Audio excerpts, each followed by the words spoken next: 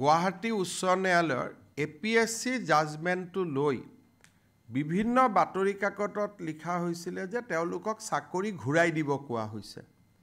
যোৱাকালি আমি জাজমেণ্টটো পৰীক্ষা কৰিলোঁ।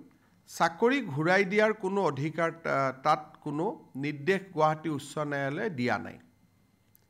উচ্চ ন্যায়ালয়ে খালি আমাক এটাই কৈছে যে তেওঁলোকৰ যিখন ডিসচাৰ্জ অৰ্ডাৰ সেইখন নন ষ্টিগমেটিক কৰি পুনৰ এবাৰ ইস্যু কৰিব লাগে।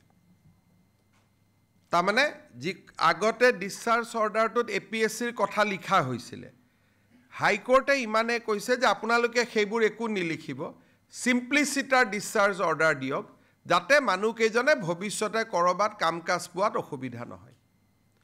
তো ষ্টিগমেটিক ডিসচাৰ্জ অৰ্ডাৰৰ জাগাত সিম্পলিচিটাৰ ডিসচাৰ্জ অৰ্ডাৰ দিব কৈছে।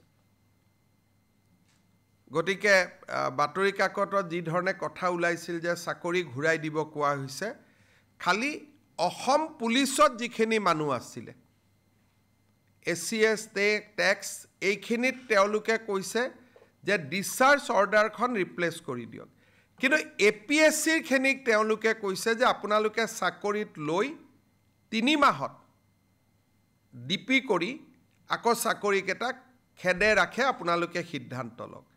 গতিকে জাজমেণ্টটো পঢ়ি আমি এতিয়াও তাক পৰীক্ষা কৰি আছোঁ যে অন্তত APSC পাৰ্টটোৰ কাৰণে আমি সুপ্ৰিম কোৰ্টত যাওঁ নেকি।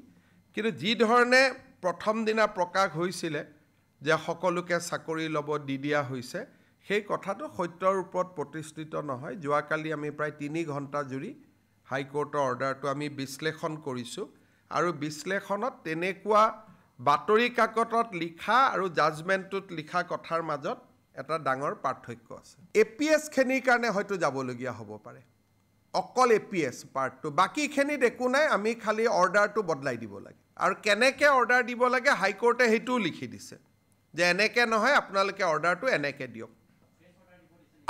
আসাম পুলিচ ছাৰ্ভিচৰ যিখিনি, ইয়াত টেকনিকেল কথাটো এনেকুৱা, আসাম পুলিচৰ মানুহখিনিক আমি যিটো প্ৰবেশ্যনত আছিল বুলি ধৰি লৈছিলোঁ, হাইকোৰ্টে সেইটো প্ৰবেশ্যন বুলি মনা নাই।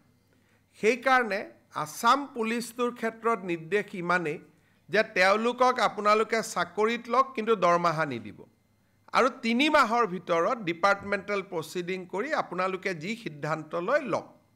তাৰমানে তাতো একেবাৰে চাকৰি দিব দিয়া নাই, এটা গ্ৰেডেড ৰেছপন্স।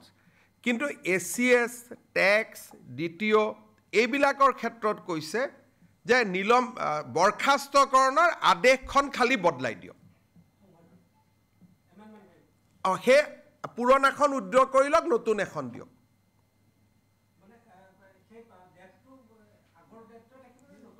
হাইকোৰ্টেতো দৰমহা দিব কোৱাই নাই, গতিকে ডেটটোৰ লগত কথা নাই, ডেটটোতো আজিৰ ডেটত ওলাব, কিন্তু আগৰখিনিত হাইকোৰ্টে কোনো কোৱা নাই যে আগৰ পৰ্চনটো আপুনি দৰমহা দিব লাগিব। হাইকোৰ্টে অৰ্ডাৰটোতে লিখি দিছে কাকো চেলাৰী দিয়া নহয় বুলি। জাজজনে হাইকোৰ্টৰ ডিভিজন বেঞ্চে লগতে লিখি দিছে যে পুৰণা দৰমহা কাকো দিয়া নহ'ব। গোটেই ৰাস্তাখিনি তেওঁৱে চব ফালৰ পৰা বন্ধ কৰি জাজমেণ্টটো দিছে যে পুৰণা দৰমহাও দিয়া নহ'ব, আৰু এই যে আজি কেনচেল কৰা আৰু কালি দিয়াৰ মাজত যিখিনি গেপ, সেইখিনিও তেওঁলোকক কোনো চাকৰিত আনিব নালাগে বুলিয়ে কৈছে। কিন্তু তথাপিতো APS আসাম পুলিচ ছাৰ্ভিচৰ কাৰণে হয়তো আমি সুপ্ৰিম কোৰ্ট যাবলগীয়া হ'ব পাৰে। আমি এইখিনিক বিচাৰ বিবেচনা কৰি আছোঁ।